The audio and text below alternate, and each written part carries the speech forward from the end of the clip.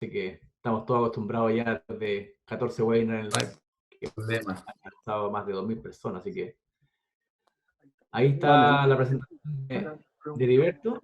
ya no, no pregunto. Conéctale el micrófono, Cristian, a Luigi. Yo voy a afinar. muy buenas tardes. Buenas tardes a todos. Gracias por la oportunidad de participar como panelista en esta tarde de conocimiento sobre control de tizón tardío y enfermedades bacterianas en el cultivo de papa. Las enfermedades más comunes causadas por las bacterias son aquellas conocidas como la marchitas bacterial, la pierna negra por distintas patobares de la misma bacteria, que es Pectobacterium carotovora, la purina anular del tubérculo en algunos casos, como enfermedad importante, no es muy común. La sarna bacteriana, que sí es una enfermedad común casi en todas las zonas productoras de papa en el mundo, causada por Streptomyces.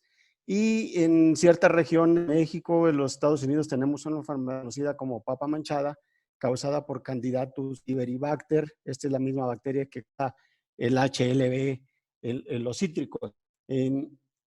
Para relacionar la presencia de las bacterias fitopatógenas, lo podemos hacer de una forma sencilla. Podemos dividirlas por aquellas que causan daños en la superficie, ya sea de los tubérculos o en las hojas, por ejemplo, también en la superficie. Y ahí podemos agruparlo por género. Podemos poner unas pseudomonas, unas xanthomonas, Streptomyces, variantes genéticas de pseudomonas como Burkholderia y Pseudoborax. Mientras que las bacterias vasculares, aquellas que causan daños en la médula, en el interior del cultivo, de la planta, en la raíz o en los tejidos internos, se agrupan como aquellas erwinias, por ejemplo, otras pseudomonas, Clavibacter, Agrobacterium, ELA, Pectobacterium, Candidatus, entre otras. Es importante que al menos tengamos información básica cada uno de los microorganismos, cómo están agrupados, qué familias son aquellas que causan enfermedades en plantas.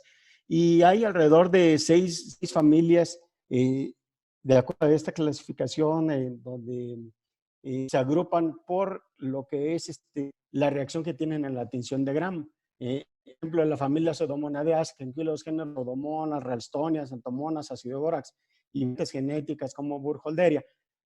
Responden de forma negativa a la tinción de Gram.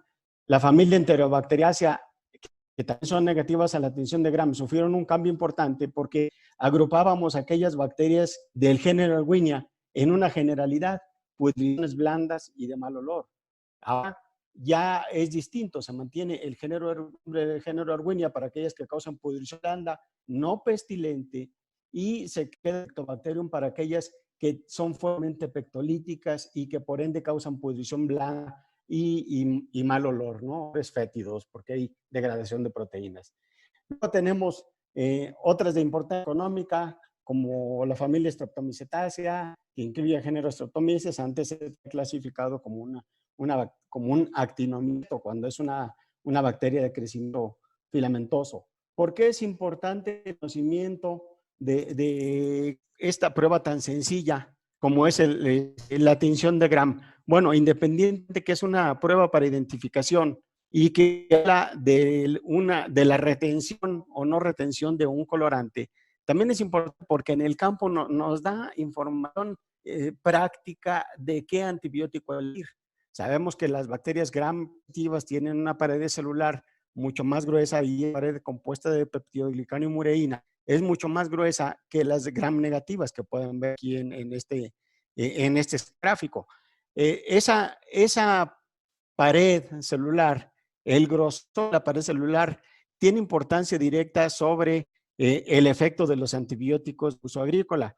No todos los antibióticos en el campo controlan a bacterias gram positivas, mientras que la gran mayoría de los que hay para uso agrícola controlan bacterias gram negativas. Por eso es importante el conocimiento de esto. No voy a detenerme mucho en la parte de la sintomatología, porque el doctor Luigi tiene una descripción mucho más clara de lo que está sucediendo en la papa en Chile. Lo único que vamos a ver aquí son sintomatologías que hemos observado a través del tiempo el daño en los tubérculos por Bacterium carotovora, pueden apreciar cómo hay una maceración completa del tubérculo. Los daños pueden aparecer desde etapas muy tempranas en la ocasión, como un indicador de que la bacteria pudo estar en la semilla y infectó la planta. Cuando hay ruptura de ese tubérculo, puede dejar salir un olor fétido, un característico, y cuando no hay ruptura, pues tenemos el tubérculo de este aspecto, al parecer como si fuera un licuado en todo su interior.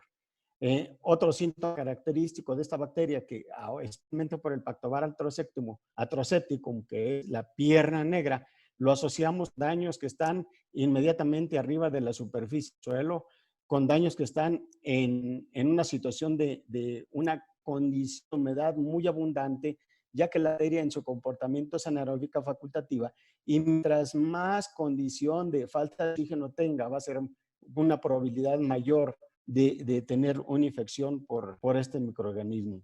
Es muy típico y notorio que las plantas, cuando están infectadas, destacan en los demás porque son plantas de un tamaño menor, de una coloración amarillenta y con una mancha negra y maceración de los tejidos en lo que es la base del tallo de la planta, el tallo ya emergido.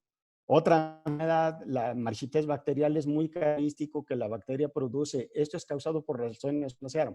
Y es muy característico que la bacteria produce exudados abundantes, sin hacer presión, salen a la superficie, y por tanto es positiva la prueba de flujo. Una vez que la infección está completa en todos el tubérculo, la bacteria sale por las aperturas naturales. Esto puede ser por los lenticelos o por cualquier herida, dando el aspecto de tener quedando pegado el suelo al exudado tan abundante que produce. Esto es sin hacer ningún tipo de presión. Cuando lo vemos en planta, notamos algo importante. La planta no cambia de coloración, a diferencia de Pectobacterium. Aquí la planta únicamente se empieza a marchitar, pero permanece con el color verde. Y en horas donde tenemos temperatura más elevada, podemos apreciar dentro de la misma planta, podemos tener un tallo marchito o un par de tallos marchitos y otros aparentemente asintomáticos. A medida que la temperatura baja, el flujo de agua se restablece, y esto da una apariencia de recuperación, cuando lo único que está sucediendo es que se destaponan los tejidos vasculares, ¿no? Por eso se ve este aspecto. Y es engañoso a ojo de la persona que monitorea. Pareciera que la planta está recuperando. Es más característico observar que la bacteria produce exudados tan abundantes que los tubérculos parecieran estar muy, muy mojados con el suelo pegado. Cuando hacemos un corte del anillo vascular, notamos, sin hacer ningún tipo de presión, esa aparición de ese exudado blanquecino abundante, que es muy importante. Otra enfermedad también importante en el papa, pues, es la sarna bacteriana, causada por distintas especies de Streptomyces. Esta bacteria tiene una particularidad. Etapa crítica de infección se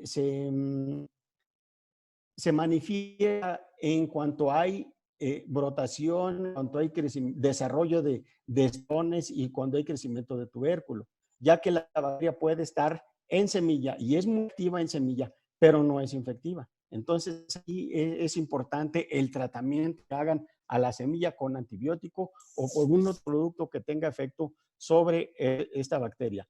Esta afecta a todos los tamaños de tubérculos, excepto aquellos que ya están con toda la cutícula suberizada, ¿sí? Se dice que todos los tubérculos en crecimiento son susceptibles de ser infectados por esta, menos aquellos que ya están en tejido maduro. Además de que en la planta no causa ningún tipo de esquema. La planta se ve normal y nos encontramos, cuando abrimos el surco, que el tubérculo ya tiene lesiones de distintos aspectos. Pueden ser lesiones pequeñas en forma de estrella, lesiones circulares, pueden ser lesiones hundidas, abultadas, corchosas, pueden ser de distinto grado de infección. Se reporta que hay más de 400 especies de esta bacteria. No todas causan enfermedad en la planta. Hay algunas que prefieren un pH del suelo muy ácido, muy específica, como puede ser la Acidis cabies, y que se dice que está solamente en suelos con alto contenido de lluvia, materia orgánica, que son más ácidos, en pH 4.5 a 5.5, aunque realmente no hay una distribución única de la enfermedad causada por esta especie. Normalmente la bacteria prefiere suelos hasta un pH de 8, la temperatura no tiene un efecto muy marcado en la disminución o el incremento de las lesiones. Si se mantiene el óptimo, pues va a ser mejor para la bacteria y va a causar enfermedad. Unas especies que están muy localizadas, principalmente estas que son como Europeus cabies, Stylis cabies y Luridis cabies, que están presentes en Europa. Unicis cabies y Novicis cabies están presentes en Corea. Normalmente nosotros, tanto en México como en otras partes de Centroamérica, tenemos más presencia de scabies y de Turgidis cabies, en algunos casos Cabiis cabies. El ciclo biológico de esta bacteria pues es muy conocido, comienza con todo esto inóculo que sobrevive en lo que es el residuo vegetal, lo que se nos quedó allí en la materia orgánica. Esta bacteria tiene crecimiento vegetativo con cadenas de esporas en espiral. Se usan las esporas sobre la superficie del tubérculo. Una vez en contacto con los lenticelos, empiezan a germinar, empieza a infectar, a reproducirse, las capas se rompen y entonces viene otro crecimiento rápido del tubérculo, de modo que viene otra capa de la bacteria, hay ruptura por otro crecimiento del tubérculo y así sucesivamente hasta tener lo que son lesiones en aspecto de estrella. Esto es interesante porque, como les decía, la bacteria no es infectiva en el almacén. Sin embargo, una buena forma de disminuir la carga bacteriana por esta Streptomyces en el tubérculo semilla es haciendo tratamiento a la semilla antes de llevarla al campo. La diseminación, les decía, puede ser a través del agua de riego, la lluvia, o bien por los tubérculos semilla y en algunos casos el movimiento de equipo, la herramienta, ejemplos de daños, ahí lo tienen. Esto es causado por Streptomyces acidis cabies. Esto puede ser por lo que sería Streptomyces capitis cabies, que causa también esto, lesiones hundidas, o que puede cubrir completamente los tubérculos. No afecta la calidad nutritiva del tubérculo per se, afecta el aspecto, prende el daño económico es en la comercialización. Aquí tienen otro ejemplo de lo que algún síntoma causado por la bacteria y lo que observamos comúnmente es esta apariencia de la lesión abultada, que se juntan unas con otras, ¿no?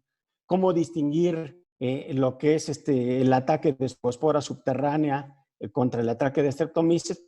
Es fácil porque espongospora subterránea me genera estas protuberancias que al paso del tiempo se rompen y dan salida a una cantidad importante de esporas, mientras que con Streptomyces las lesiones pueden ser planas, hundidas o abultadas, pero si son hundidas son fáciles de identificar en forma de red, y si son abultadas también es fácil de identificar porque no hay ruptura y no hay salida de esa cantidad de esporas tan importante como lo podemos ver para el caso de espongospora. ¿Tienen una idea más clara de cómo diferenciar entre el ataque de bacterias y hongos? Y aquí tenemos que Streptomyces o la sarna común prefiere los ligeros y de pH alcalino, mientras que espongospora prefiere suelos pesados también de pH alcalino.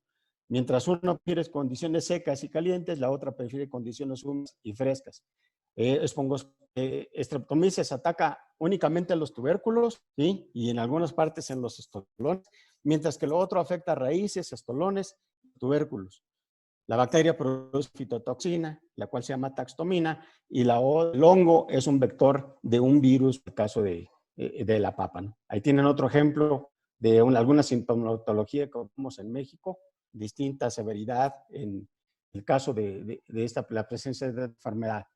Y esto, que es el primer síntoma de lo que nosotros podemos definir como lo que es la pudrición anular del tubérculo causado por Streptomyces, perdón, por Clavibacter michiganes, tenemos una marchitez lateral en el foliolo compuesto de lo que es la planta de las hojas bajas, y aquí podemos ver lesiones café cobrizas con un enrollado del borde de la hoja hacia adentro, tejido que se muere, queda seco, se enrolla por la cara de la hoja o por el lado, un halo amarillento alrededor de la lesión, y la nervadura central siempre se mantiene verde. Esa es una forma inequívoca de diagnosticar en campo lo que es esta enfermedad, pudrición anular del tubérculo.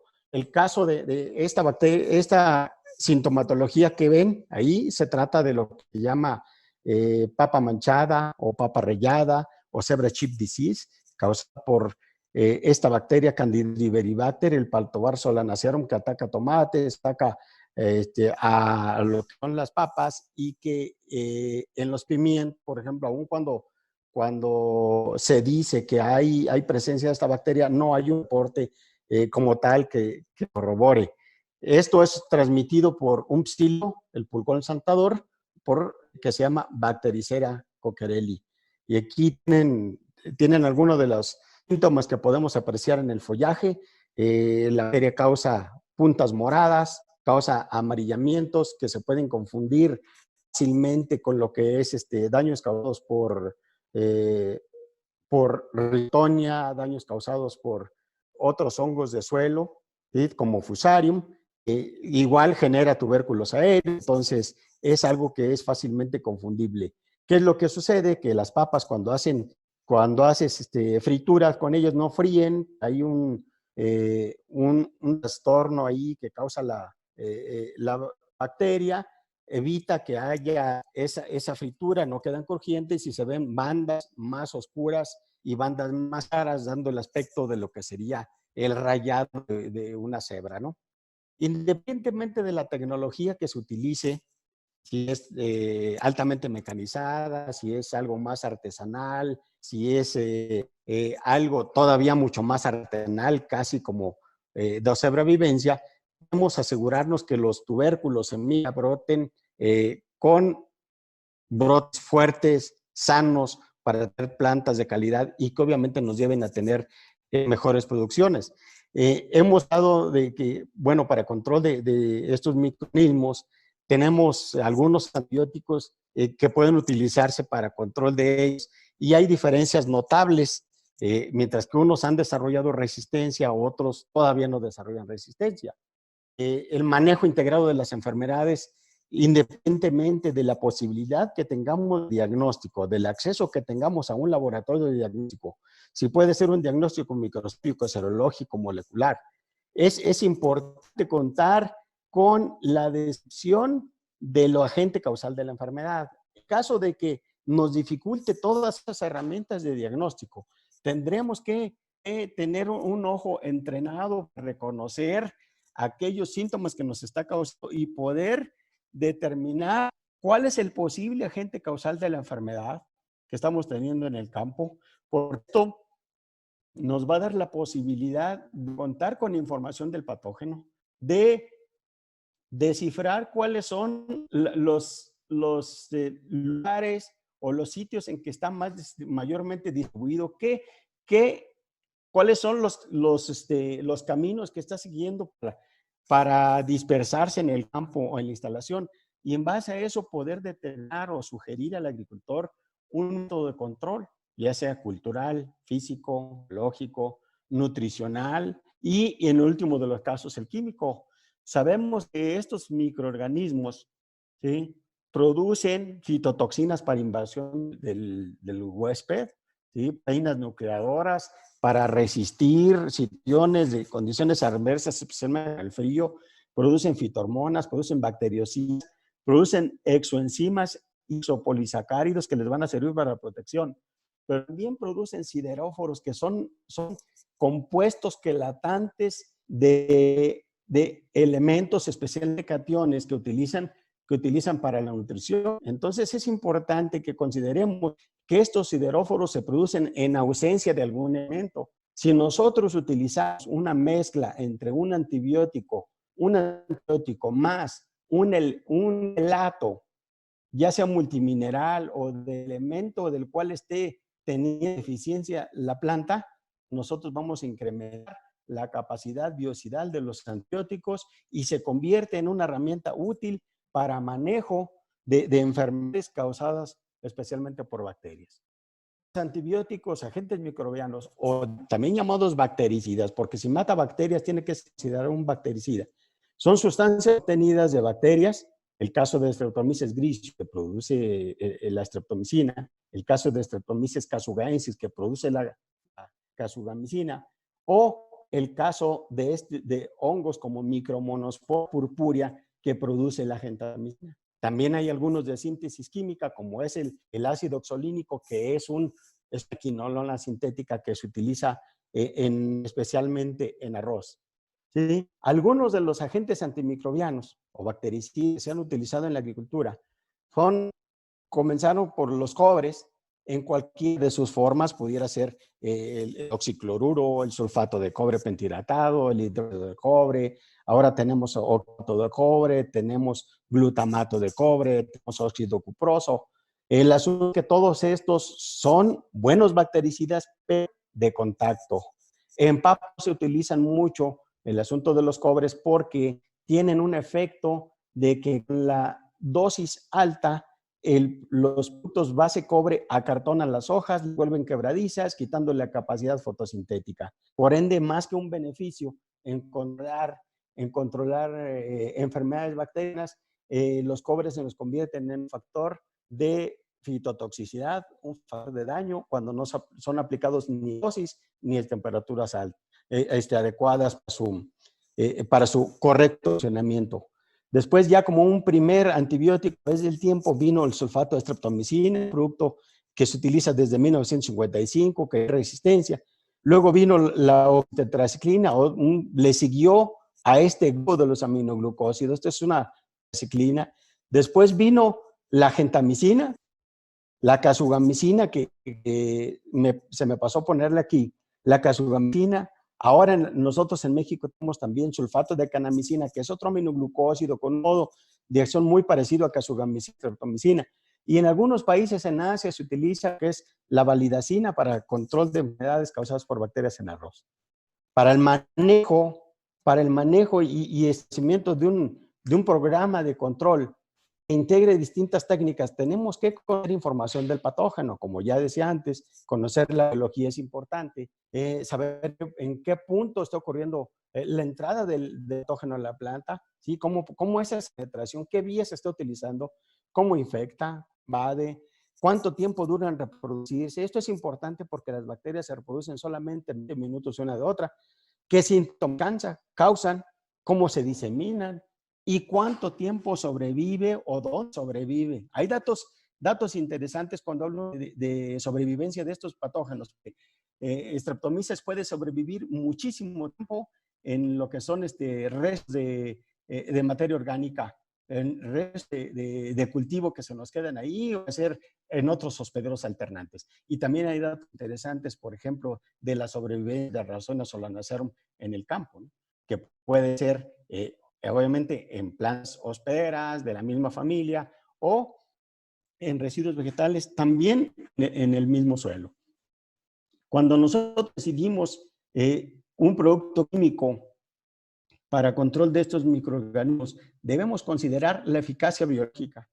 Debemos de considerar, independientemente de la autorización de uso que tenga, ¿sí? Si la tiene, mucho mejor, y saber el mecanismo de acción. ¿Cómo funciona este producto? ¿En dónde ataca el microorganismo para poder ser eficaz? ¿Qué mecanismo de resistencia hay si es que ya las bacterias están mostrando resistencia? ¿Qué curva de degradación tiene? ¿Cuáles son las características químicas de este producto? Porque eso es importante a la hora de tomar una decisión. Y por último, si lo puedo aplicar en el suelo y cuánto me va a durar en el ambiente.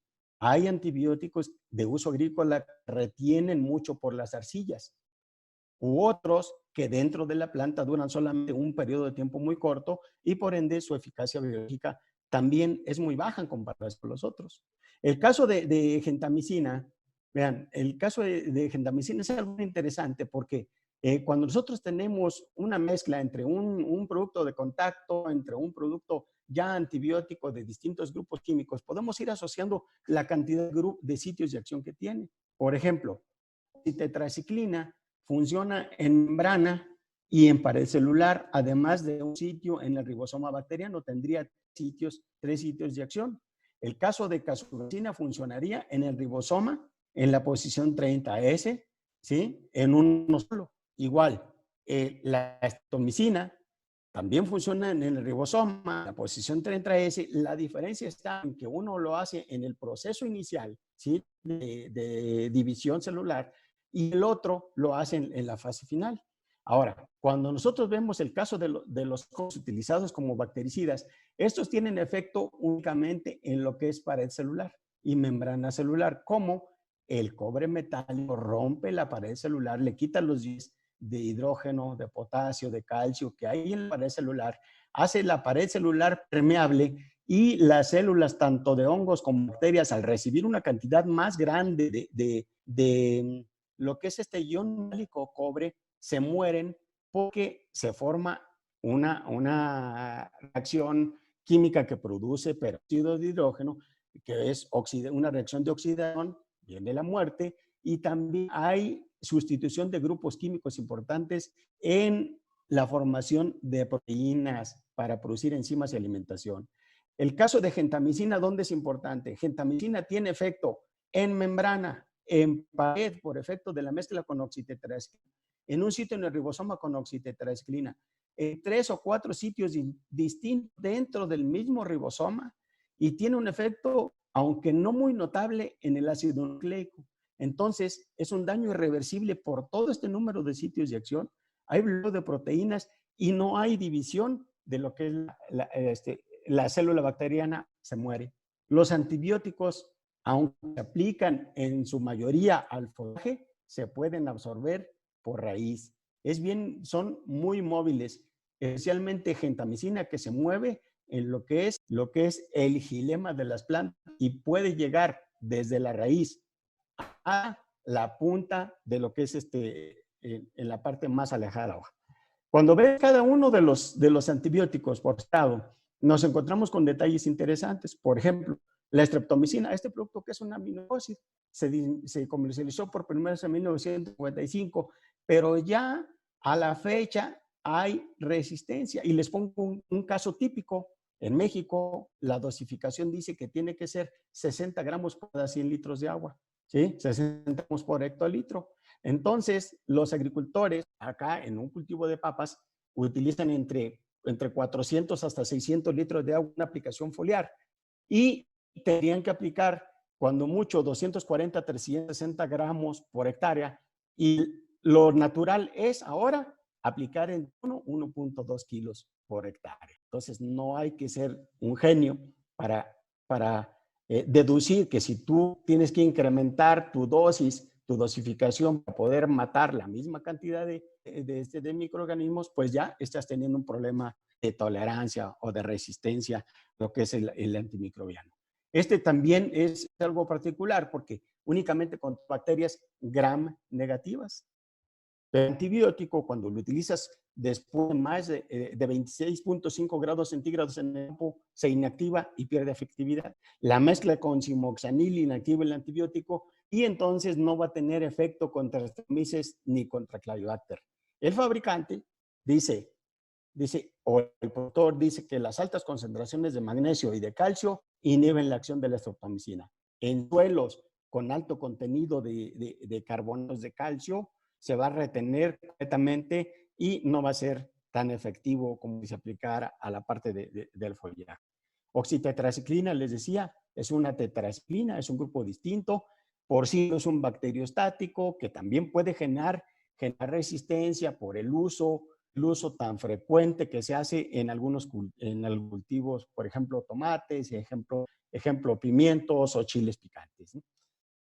La casugamicina, tienes un aminoglucósido, igual afecta desde proteínas en el ribosoma en diferente posición que streptomicina, y se utiliza básicamente para control de hongos en arroz, como Pyricularia oryzae, causante de lo que es la quema del arroz. aunque se le atribuye buen efecto bactericida. En lo personal y en trabajos de enfrentamiento o antibiogramas que he hecho en la EMTA, pues nos encontramos que 7 litros por hectárea de este antibiótico no tienen un buen desempeño contra algunas de las bacterias que se presenten con mayor frecuencia en el campo. Debemos considerar la posibilidad de que el químico que nosotros elegimos, debemos considerar que sea sistémico o dónde funciona, si es de contacto o sistémico, porque sea activo sobre o dentro de la planta, que tolere la oxidación, esto es bien importante, que tolere las altas temperaturas en el campo, que sea seguro para las plantas, que también controle patógenos resistentes a la dosis normal. No necesitamos incrementar la dosis, ¿sí? Y también es importante considerar el tiempo que permanece activo dentro de la planta. Hay un documento interesante que tiene la doctora Virginia Stowell de la Universidad de Oregon, y ella habla en forma muy extensa sobre cada uno de los antibióticos y comenta que tienen muy poca duración, la mayoría de ellos, streptomicina 36 horas dentro de la planta, rifamicina 36 horas dentro de la planta, la oxitetraciclina 24 horas dentro de la planta, la gentamicina, que es el ingrediente activo del gen, permanece hasta por 7 días dentro de la planta. Es una diferencia muy grande y por ende, pues el desempeño del producto es completamente distinto a los demás. Gentamicina también es un aminoglucósido, inhibe la síntesis de proteínas en el ribosoma bacteriano, pero pertenece a un grupo, a un subgrupo que se llama ciclitoles, ¿sí? Perdón, aminoclitoles. Esto es una molécula que tiene en su composición unas bases nitrogenadas que entonces le da esa capacidad de permanecer por más tiempo dentro de la planta y que pueda aplicarse a suelo sin que se absorba completamente a la arcilla y que por ende la planta lo esté tomando por el movimiento macropétalo que tiene. Debido a los números importantes que tiene de reacción, hasta la fecha no hemos tenido que aumentar la dosis para controlar patógenos que han sido resistentes a otros antibióticos. Entonces, hasta el momento, la resistencia es desconocida. Y mantenemos haciendo esto, comparando uno con otro con algunas de las bacterias que ya muestran resistencia a algunos antibióticos, como es el caso de Erwinia milobora, tizón de fuego manso-peral, y vean el halo de inhibición que tiene, tan pequeño que tiene cuando se pone en un sensirisco antibiótico con la colonia de la bacteria, comparado con lo que es el halo de inhibición que te genera el uso del sulfato gentamicina. Y aquí lo tenemos comparado con estos que hablamos, contra la parte de streptomicina, contra la casugamicina, contra la moxitetraciclina, y a más de la mitad de la dosis de cada uno de los productos pues tenemos un efecto importante contra bacterias que han mostrado resistencia. La resistencia a las bacterias a los antibióticos se da en el campo básicamente porque tienes un menor transporte del compuesto hasta el lugar de acción. Esto es una subdosificación. Cuando tienes una modificación de la estructura de la molécula diana por efecto del pH, por efecto de la temperatura, por efecto de una mezcla, por efecto de la dureza de las aguas, por ejemplo, o el contenido de sales en el agua, ¿no? O que haya una inactivación enzimática bactericida. Y aquí ya hay algunos documentos importantes que dicen que la resistencia desde hace más de 30 años, en el caso de Xanthomonas campestris, que se aisló de pimiento y es resistente a streptomicina, tolerante a lo que es el cobre, ¿no? Estas bacterias ya mostraron tolerancia a cobre y resistencia a streptomicina, Xanthomonas, Pseudomonas y el caso de lo que es Erwinia. Decía la inactivación enzimática del antibiótico, ¿por qué? Porque a cierta concentración inhibitoria y a 500 por millón, esta Erwinia milobora produce una enzima que se llama fosfotransferasa, hace resistente a streptomicina, y esto está bien documentado en la página en los documentos que publica esta señora Virginia Stowell. Ahí pueden consultar con mucho más calma, ¿no? Decía La resistencia bacteriana pues se debe básicamente a mutaciones en los genes cromosómicos o la parte más peligrosa que es la introducción de un plásmido que transfiere las características genéticas de una bacteria a otra en el momento de la fisión binaria, y ese plásmido es el mecanismo más común que hay para resistencia. ¿Qué es gentamicina? Pues es un antibiótico orgánico. Esto proviene del hongo Micromonospora purpurea. Es de tipo químico de los aminoglucósidos, ya les decía, como inhibidores de síntesis de proteínas en el ribosoma bacteriano. Pertenece al grupo de los aminociclitones, ¿sí? Se degrada en azúcares de cadena corta, que es purpurosamina, grosamina y deoxitosamina. Tiene varios sitios de acción dentro del ribosoma bacteriano, en la subunidad 30S. Afecta la síntesis de proteínas y tiene efectos en el ADN bacteriano, además de que altera la funcionalidad de grupos químicos esenciales para la producción de enzimas que sirven para la alimentación y la reproducción bacteriana. Es un producto muy compatible, lo puedes mezclar con micronutrientes, con extractos, con fosfitos, con adyuvantes, con fungicidas, con insecticidas. Lo único que necesitas es seguir el orden correcto de mezcla. ¿Por qué no tuviste éxito cuando aplicaste un antibiótico? ¿Por qué no tuviste éxito? Porque el diagnóstico no fue el correcto. Y si es el caso y tenías una enfermedad fungosa, hay que aplicar un fungicida. Si no cuidaste la calidad del agua, que no controlaste el pH, como un dato importante, el mejor desempeño de en mezclas se da cuando tienes un pH de tu mezcla en 6.5. ¿Sí? No, esto no significa que con pHs más elevados o pH más bajos no tenga un buen desempeño. La mejor eficacia biológica la consigues cuando tienes un pH del agua 6.5 en tu mezcla. ¿Por qué no controlaste? Si tenías un inóculo muy alto, entonces tendrás que hacer algunas prácticas culturales que te ayuden a disminuir ese inóculo, aplicar, y entonces vas a tener éxito. O si subdosificaste, vas a tener que corregir la dosis, volver a aplicar y cerciorar que haya control. Ahora está, no digamos que es una moda, es una corriente en donde se dice que tenemos que hacer aplicaciones en bloque de los mismos productos para dejar que el producto tenga su mejor desempeño en lo que va a controlar. Por ejemplo, en un programa de manejo, lo que tienes que hacer como una primera parte es prácticas culturales para romper el ciclo de inóculo. Si hay vectores, hay que controlarlo, reducir el inóculo, identificar la fotosíntesis, la aplicación de micronutrientes foliares y radiculares. Después vendremos con una aplicación de antibiótico y lo puedes mezclar con un vehículo que además pueda tener efectos en otra parte importante del funcionamiento de la planta, como puede ser un fosfito, o lo puedes mezclar con un fungicida, si es el caso, porque tienes una combinación de patógenos, o puedes utilizarlo con estimulantes de alguna actividad específica, pero en este momento enfocarte en proporcionar a la planta aquellos elementos que le den fortaleza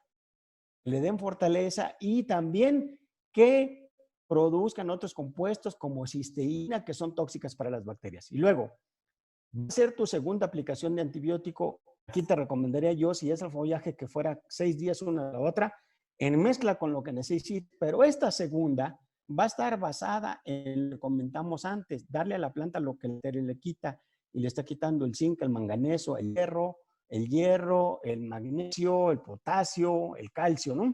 Entonces, mientras tú le des elementos menores que latados, que es la forma más rápida de asimilación, la bacteria va a agarrar el antibiótico más los elementos menores. Esto se convierte prácticamente en un sebo envenenado y la bacteria no reconoce que está llegando el antibiótico, por tanto se muere mucho más rápido, ¿no?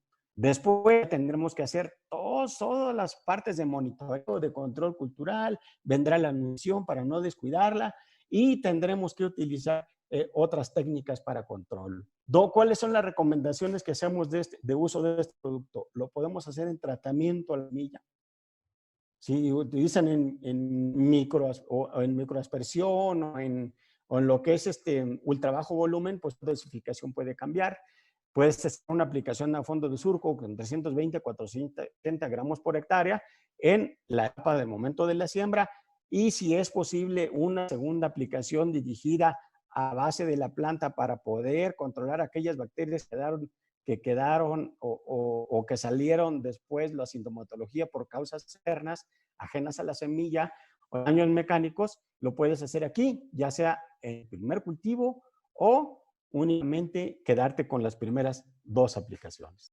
Aquí tengo algunos resúmenes de un par de trabajos que se hicieron en Chile para control de Pectobacterium en distintas localidades. Vamos a hablar de ello. Los tratamientos fueron Agrigen Plus, aplicado a la semilla en desinfección, más una aplicación al surco. El otro fue únicamente la aplicación al surco. El otro fue aplicación a la semilla en desinfección. ¿Sí? Entonces, veamos cuáles fueron los resultados. Aquí está el seguimiento de lo que fue el ensayo, el trabajo. Aquí está los resultados en el porcentaje de emergencia y vemos que la utilización de Agrigen, en el caso de esta variedad, Asterix, la aplicación al surco tuvo un efecto importante, muy alto, en el porcentaje de emergencia.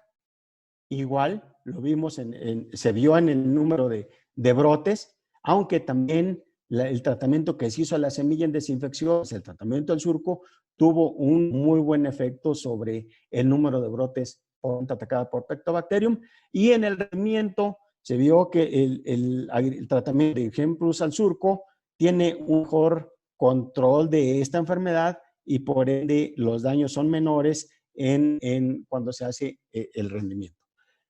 Las conclusiones que sacaron de este trabajo, bueno, no es fitotóxico, ¿sí? Logra aumentar el Agrigen, el tratamiento con Agrigen, logra aumentar el porcentaje de emergencia bajo las condiciones de infección que tuvieron por Pectobacterium. Entonces, esto significa un cultivo más homogéneo y se ve reflejado también pues con aplicaciones al fondo del surco. En cuanto al número de brotes o tallos, también hay diferencia estadística significativa del tratamiento de 1.2 gramos por litro en 100 litros de agua aplicado al surco y aplicado a la semilla. Los tratamientos que aportan mayor número de tallos por planta. Otro trabajo en otro predio, otra ubicación. Aquí está el seguimiento que se le hizo, los resultados de campo. Esto fue más evidente acá parte de rendimiento porque hubo 338 sacos más. Aquí está la evaluación que se hizo contra Streptomyces. Rendimientos son muy similares, el testigo y los otros tratamientos. Sin embargo, se ve que en el uso de Agrigen, en cualquiera de sus modalidades, ya sea al surco o con una aplicación foliar preventiva, pues entonces tenemos menos número de tubérculos que van a lo que es el desecho, mientras con el testigo, cuando no hacen aplicación de antibiótico al fondo del surco, tienes mayor presencia de papas con presencia de sarna bacteriana. Las conclusiones fueron, tratamientos testigo en la aplicación mostró mayor cantidad de papa descarte, mayor cantidad de papa desecho, y el Agrigen mostró mayores valores en papa con surco. El rendimiento, les decía, fue muy similar entre ambos, sin embargo, la diferencia está en que los testigos tienen mayor cantidad de papa para descarte. Independientemente del sistema que utilicen, ultra bajo volumen, aspersión, es conveniente hacer tratamiento de la semilla con antibiótico, por lo que ya comentamos, porque Streptomyces es muy activa en tubérculo y aunque no es infectiva, pero las otras bacterias pueden diseñarse perfectamente bien en el interior y pueden llegar a hacer contaminación de campos. En general, el control de enfermedades bacterianas se reduce a disminuir las posibilidades o situaciones de riesgo que encuentren en el campo. Disminuir la cantidad de heridas, hay que hacer tratamiento y desinfección de las herramientas que se utilizan en el campo, la eliminación de los residuos vegetales, personal de apoyo capacitado en la identificación de las enfermedades que nos ayude a monitorear, conocimiento de los patógenos, eliminación de plantas enfermas cuando esto sea posible, ¿sí? Y por último, la aplicación de los antibióticos. Y este producto, este Agrigen, es un producto que Es muy compatible con algunos de los productos que están en el mercado. Lo podemos utilizar en mezcla, por ejemplo, con ácido ensolar S-metil, con proteína ARPIN, que dos son inductores de resistencia específicos para bacterias. Lo podemos mezclar con otros compuestos asociados al fosfonato, por ejemplo, fosfetilal, con el cobre inorgánico, con fungicidas para control de otros organismos, como algunos hongos, como metirán, con captán. Lo podemos hacer en mezcla con organismos benéficos, con micoparásitos, por ejemplo, tricoderma, y poder jugar con muchas combinaciones que podemos hacer y sin dejar de tener conocimiento específico de cómo es que funciona cada uno de los antibióticos que están para uso agrícola. ¿Cuáles son los beneficios de utilizar este producto? Manejo de resistencia es el principal. Es algo a lo que las bacterias fitopatógenas no han desarrollado resistencia por su efecto multisitio, ¿sí? Contra un solo sitio de acción en los otros de los otros. Es una mezcla sinergia, la gentamicina más la oxitetracisclina. No hay daños fitotóxicos. Tiene capacidad viral alta, ¿sí? Es seguro en su uso, no afecta a polinizadores ni a los aplicadores, no mancha flores ni frutos, es amigable ambientalmente, se degrada en azúcares de cadena corta y es un producto flexible, se adapta a mezclas, se adapta a programas de manejo, se adapta a cualquier sistema de producción como lo pudieron observar en lo que tenemos en la plantación. Hasta aquí mi presentación, pues les agradezco mucho por su atención. Muchas gracias, Heriberto. Muchas gracias por tu presentación. Gracias, Heriberto. Yo quisiera hacer quisiera hacer un comentario. Antes de pasar a ver si podemos hacer la presentación con Luigi, es importante destacar un poco el resumen que estaba comentando Heriberto. En general controla, en el caso de Streptomyces, que nosotros vamos a comenzar los trabajos para extender etiqueta esta temporada. Esperamos replicar un poco lo que pasa en México y lo que pasa afuera, digamos. El producto controla todos los Streptomyces que hay, así como lo que sucede hoy en el caso de fruta, digamos, controla Pseudomonas syringae, distintos patobares, Pseudomonas syringae, y en el caso, por ejemplo, de avena, también vamos a estar haciendo etiqueta para control de Pseudomonas syringae, patobar Corona faciens, que es la pseudomona que ataca al cultivo de avena.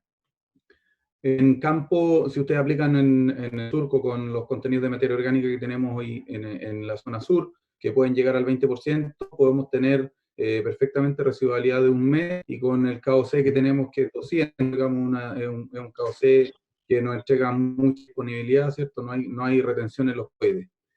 No hay problema en las aplicaciones en general, y tenemos, como dijo Edmund también al inicio, tenemos 3 momentos de aplicación. Tenemos hoy día una posibilidad de aplicarlo al tubérculo, tenemos la posibilidad de hacer una muy buena aplicación al surco, los ensayos lo demuestran, tenemos buena residualidad y buena disponibilidad del producto, lo captan las plantas y disminuye la unidad de formadoras de colonia, bacterias.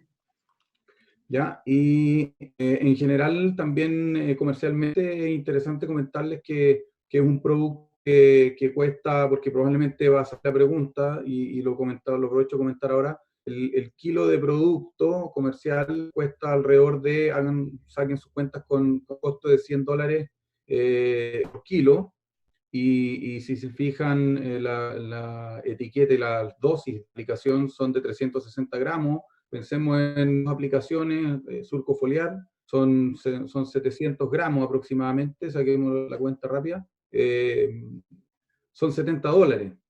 ¿Ya? $70 son $35 por aplicación, aproximadamente 25.000, 26.000 pesos por aplicación por hectárea, digamos. Estamos hablando de no más de 5 sacos de papa, entendiendo cuál es la relevancia y la importancia que tienen estas enfermedades. Así que para un poco también textualizar cuáles van a ser los costos del producto. Yo no sé si estás por ahí y te puedes conectar. Sí, me tienen que sacar Muy bien. presentación, colega mexicano. ¿Sí? Gracias. ¿Estás con buena señal? Sí, envía sistema y cortamos el video. Así que Buenísimo. solamente ya ¿Se escucha perfecto? Ya, pero también tienes que eliminar esa pantalla. Y aquí yo te estoy dejando para que partas. Ya, Y hay un está video. habilitado a partir. Qué raro. Porque hay algo que está, ¿cómo se llama? Hay una... Estás tú, Ahí está habilitado, Luigi, para compartir. está habilitado en todo el momento.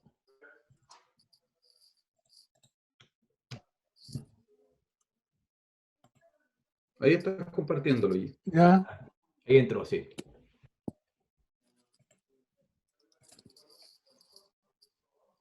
Perfecto.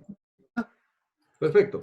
Adelante. ya, entonces vamos a retomar donde habíamos quedado, que prácticamente este programa de mejoramiento de papa me hizo involucrarme con bacterias fitopatógenas, ¿ya?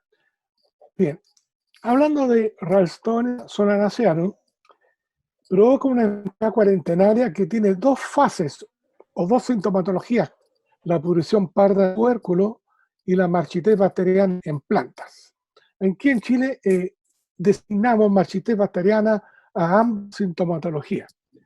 También se ha determinado en nuestro país, por el Servicio Agrario y Ganadero, en una publicación, de que no solamente ataca papa, sino tomate, ají y pimentón. Están diagnosticados esos pederos. Ralstonia se dispersa fácilmente a través de tubérculos y también a semillas por semillas de tomate. Y también se ha demostrado en muchas partes que el agua de riego y la tierra adherida a los vehículos motorizados transporta bacterias de un lugar a otro. Como todas las cepas que hay repartidas por el mundo de Ralstonia solanacearum, que son bastante disímiles, lo que las hace iguales es que todas sobre 28 grados causan marchiteces violentas en sus hospederos, ¿ya? Y sobre todo en plantas muy estresadas por el calor y cuando están en el punto de marchitez permanente. Cuando ingresa al suelo, Ralstonia solanacearum, es difícil de eliminarlo, la presencia de esta bacteria en el suelo. Algunos dicen que son demasiados años para eliminar su presencia, porque empieza esta bacteria a tomar formas imperceptibles incluso para medios moleculares. Los suelos infectados dejan de producir por año papa, tomate, ají y pimentón, ¿ya? Y en verdad es peligro que Ralstonia ingrese a las regiones libres de esta enfermedad curaria, a los regiones de los ríos y de los lagos, donde está fuertemente vinculado a la producción de semillas de muy buena calidad, exportación y producción de papas para la industria procesadora que está en Santiago u otras partes del país, e incluso están exportando papas. Bueno, y otro aspecto importante es por qué nosotros queremos mantener fuera de estas regiones a Ralstonia, es porque en esta parte tenemos nosotros una riqueza fitogenética, es un subset de dispersión de Solanum tuberosum, y hay en Chiloé y algunas islas del archipiélago de los Chonos y la Huayteca, hay papa creciendo en forma natural, que siempre es una riqueza fitogenética que tenemos que proteger para futuras colectas, etc. Bueno, nosotros hablamos de marchitez bacteriana. Marchitez se refiere a un estado sintomatológico de la planta que demuestra que no tiene agua y por lo tanto se marchita violentamente. En tomate hay pérdida de turgor de las hojas, folíolos, tallos, ¿ya? Y los patógenos vegetales, hongos y bacterias, y también Ralstonia, se localizan en el xilema, y como el xilema transporta agua y por lo tanto la planta carece de esta capacidad de incorporar el agua y está severamente la fotosíntesis. Se llama bacteriana porque es producida por bacterias. Entonces, en fitopatología, nosotros cuando designamos una enfermedad se utilizan otros términos que más que una palabra indica otras cosas. bacteriana se refiere a que hay otras bacterias que producen marchites, pero en el caso de Ralstonia solanacearum se produce esta sintomatología que es bastante rápida y como ya veíamos, las hojas permanecen verdes y a pesar que nosotros quisiéramos regar el suelo, no se recupera. Entonces, la marchitis bacteriana es un síndrome, quiere decir que es una sumatoria de síntomas, que hay síntomas iniciales, síntomas intermedios y síntomas finales que termina con la muerte de la planta. Eso se llama síndrome, ¿ya? Nosotros también, además de los síntomas en papa y tomate, tenemos signos, que es la presencia misma del patógeno, ¿ya? Está como en las rollas se notan las pústulas, son signos. Aquí cuando nosotros apretamos los tallos de papa o tomate, exudan una presencia blanquecina y estas bacterias que están taponeando, que están oclusiando el sistema vascular.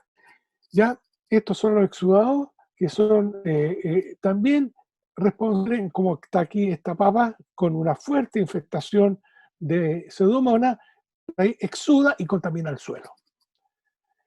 Nosotros hablamos que tenemos la raza 3 en Chile, ¿ya? Que se diferencia. En el mundo hay 5 razas de Ralstonia y nos vamos a referir brevemente de ellas.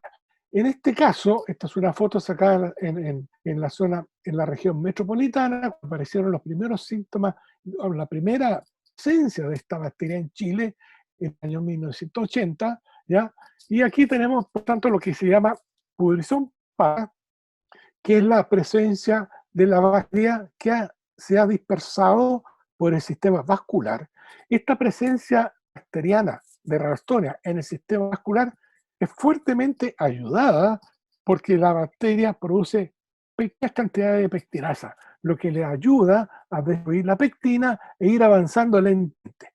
Pero su gran arma de fitopatogenicidad es los polisacáridos extracelulares que produce esta bacteria. Bueno, cuando nosotros analizamos a nivel mundial esta bacteria Ralstonia solanacearum, que es tan versátil, ¿ya? Actúa en muchos climas, a distintas alturas, en distintos hospederos, ¿ya? Aquí tenemos nosotros presentado lo que denominamos raza, porque raza es que ocurre en condiciones naturales.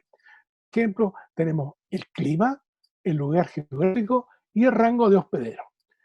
La raza 1, que está ausente de Chile, es la más peligrosa de todas, porque es una forma, diría yo, de Ralstonia que tiene un rango muy amplio de hospedero, sobre todo en las solanáceas, ¿ya? Y además hay Kellman en el año 53, en su magnífica, ya en esa época, imagínense usted, revisión bibliográfica, detectó alrededor de 150 familias que estaban afectadas por Ralstonia solanacearum. La característica de esta bacteria es que afecta a temperaturas muy altas a nivel del mar, ¿ya? En cambio, si nosotros aquí nos vamos a la raza 3, que es la que tenemos en Chile, está presente en zonas tropicales altas, ¿ah? En los valles andinos, donde se cultiva papa, que es otra Solanum fureja, Solanum andigenum, ¿ya? Sin embargo, esta raza 3 está a climas templados, pero su rango de hospedero está bastante limitado. No es como la raza 1. Ahora, la raza 2 afecta a banana, plátano, la raza 4 a jengibre y la raza 5 a ambrera. Entonces, estas son las 5 razas de Ralstonia solanacearum, ¿ya? Y a nosotros está la presencia de la raza 3.